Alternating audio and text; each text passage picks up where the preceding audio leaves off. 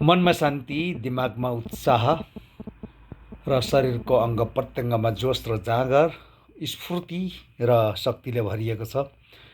किनभने परमेश्वरको महिमाको दिन, उहाँको जन्मको बढाइको दिन नजिकै आउँदैछ। त्यसै हुनाले सारा विश्वमा रहेका क्रिस्चियन जनहरू आशिषित ढङ्गले अगाडि बढिरहेको हामीले पाउँदछौँ र हामीले यो पनि पाउँदछौँ।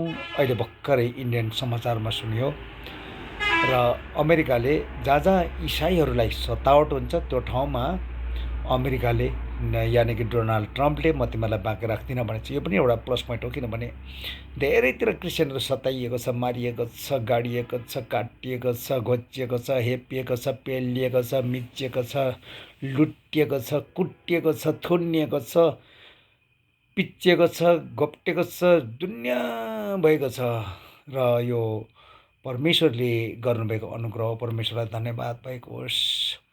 अब यो अमेरिकाको यो उसको घोषणाले सारा विश्वव्यापी क्रिस्चियनहरूलाई चाहिँ राहत मिलेको छ।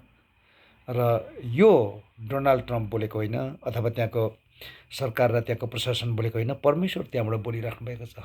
परमेश्वरलाई धन्यवाद भएको होस्। येशूको नाममा आमेन।